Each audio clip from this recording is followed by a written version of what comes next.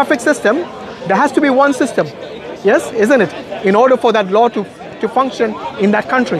If there are different laws, yes, for let's say different cars or different people or different roads, then there's bound to be chaos.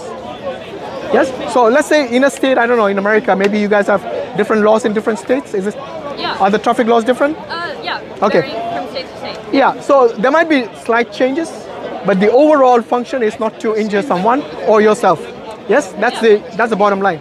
Similarly, in the Sharia, which is a system that we follow, that God has ordained, there's also something which is a core message, like I said, which is the worship and the belief in one God. And what do I mean by worship? It just doesn't mean that you prostrate to God all day and night, that you just worship God in the sense that you go to the mosque and that's it. It means obedience to God. So that includes not to harm someone, not to kill, not to steal, not to lie, not to be bad to your neighbor, even they might be from a different religion or even not following a religion. You have to be good to your neighbor. And this all comes under the jurisdiction of what we call the Sharia, which is the law or the system of God. Now, obviously, you have certain things that you have to abide by as a command and certain things which are prohibited. Yes? And this is what I mean about something which is not subjective. So one Muslim might think that, I don't know, that he might be okay to not pray, for example. Yes? So we have 5 times prayers on a daily basis. Yes? So he might think that, okay, I don't need to pray because I'm a good person. Yes? I don't lie, I don't steal, I don't harm someone, I'm good to my family, good to my neighbors, but I don't want to pray. Will that work? No, it doesn't. Because this is something which is a command, which you have to do. Yes? Just like in your traffic system, you have to drive carefully. You need to be not intoxicated, for example. Otherwise, they can charge you with an offense, drink driving, for example. So similarly, there are do's and don'ts in every system. And this is, again, like I said, subjectivity does not work in any system. It has to be some authority telling you what are the do's and don'ts. And if you don't follow them, then there is consequences. So what do you think about afterlife now? I mean, I get your point, and I think it's an interesting point. I don't think that really is the way that I want to live my life. But I appreciate that it works for you, and I think my stuff works for me, and that's all. No, by the way, it's not about your life or my life. It's about the good of everyone. Yeah. So say, for example, there is a life after death. Yeah? Yeah. I don't know if you believe in God, because he does. I don't know. Are you on some days I do, some days I don't. Are you on the fence? Yeah. Okay, that's fine. Agnostic, but not but not atheist. Not atheist. I think it would be, yeah, anyways. Fair enough. So let's say there is a life after death, yeah? Yeah. And, okay, let's start with the opposite first. Let's say there is no life after death. Okay. That you and I die, and that is the end of us. Yes? Okay. The end. So we both become dust or whatever. And regardless of what I believed or regardless of what you believed, yes, it does not matter because our life ended when we died and there was no life after that. So everything that we believed is irrelevant, isn't it? Yeah. So we both basically end up in the same situation. Yes? Yeah, we both end up in the same situation.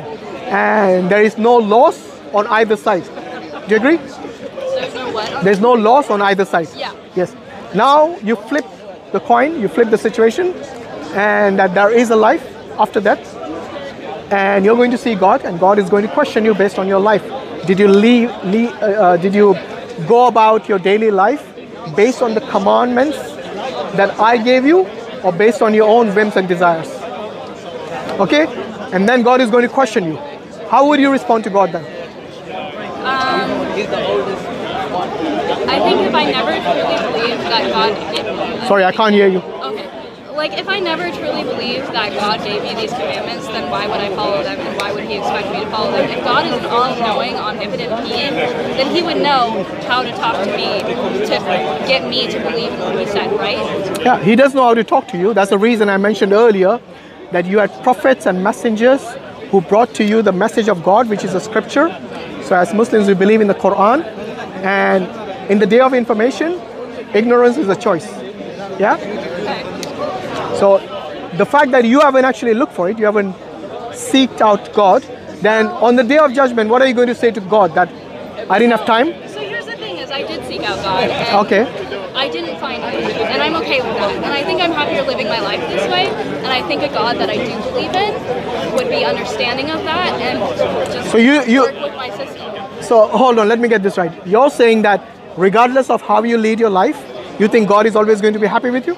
I think, yeah. I think if I live my life and I'm truly trying to be a good person on my own terms, then a God that I want to believe in is going to understand that. And if He doesn't understand that, I don't want Him to be my God. Okay, in that case, like I said, we talked about subjectivity earlier. Yeah. So you're leading your life based on your own whims and desires rather than what God commanded. But in the code of God, that is not how it works. For example, like I said, the traffic system, they don't care what you think or what you feel, the way you should drive. Yes? So you can say, okay, I feel like having a lot of beer today, and I'm going to drive the way I like.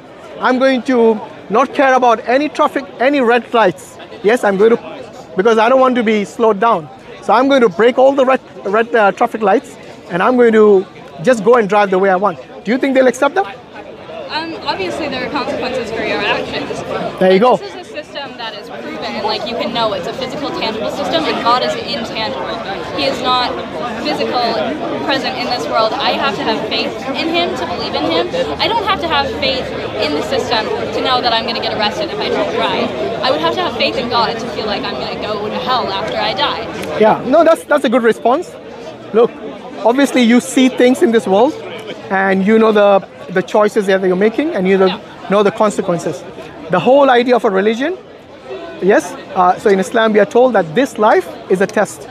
Yes, so just like you would go to an examination and then you would give a test, would you expect your teacher to pass everyone? Actually, yeah. Everyone? Yeah. Regardless of whether they worked hard for the exams or not? Well, obviously, if they work hard, they should pass. But also, I think, God is God of mercy, right? No, the question was about the teacher. Okay, well, metaphors are imperfect, right? It's not a metaphor, it's a real life situation. Oh, well, I don't know. It's not a hypothetical question. Okay. It's a real, so you know you've been to college, university, yeah? Yeah. And you know that teacher doesn't pass everyone. That's the reality of life. I've had teachers who do both, and the teachers I like better are the teachers that pass everyone. So you're saying those people who didn't write a single answer on the exam, on the sheet, the teacher passed them as well. Seriously? Yeah, those students don't usually show up. I think that teacher should be fired. Okay. Honestly. Yeah. Because, because what it shows injustice. Yes? Imagine the other students who did work hard. Yes, they studied the whole year and they worked really hard to pass the exam. And you're saying this teacher at the end of term comes along, doesn't care about what anyone has, whether they worked hard or not, and the teacher just passes everyone. I think that teacher will certainly be fired from any college or university. I don't know which teacher you're talking about, but let's be realistic. That's not the real world situation, right? Even if it's an exception, but exceptions don't make a rule. We are talking about the real life situation. No teacher in the right mind would pass everyone. The whole idea of a test or examination is to see how much you have understood, how much you have learned. You see what I mean? Yeah. Otherwise, the test is pointless, is it not? If everyone passes all the time, why would people even bother going through the test? Teacher, just pass me. Yes? You know me, I'm a good person. Doesn't work like that. Am I right? Yeah? Maybe. Not maybe, that's a fact. Unless you want to deny the actual reality of this world. Okay? It's not, like I said, from the very start, this is not about winning points. This is about being sincere. Sure. Yes? Because at the end of the day, look, trust me, if there was a life after death, and we talked about the two scenarios where there is no life after death and we both die, then none of us really lose out, is it? Right. But if there really is a life after death and you face God and you face the judgment, then who's taking the bigger risk? The one who prepared for that test, for that day of judgment, or the one who said, I want to lead the life the way I want? I just don't think I believe that there is a test. Yes. No, but that's your personal view, right? Yeah. So like I said, again, subjective. Remember I gave you the two scenarios? So your scenario was already covered in that first scenario where there is no life after death and there is no test. So we have already covered that. Now I've switched the scenario where you will have a life after that and there will be a judgment. So who really is taking the bigger risk? The one who prepared for it, like in the test, or the one who never prepared for it? I guess me. I guess I never. No, it's not about you personally, trust me. Right. This is not about you personally. course. That's the reason I never mention if you, like I said, you personally in that sense.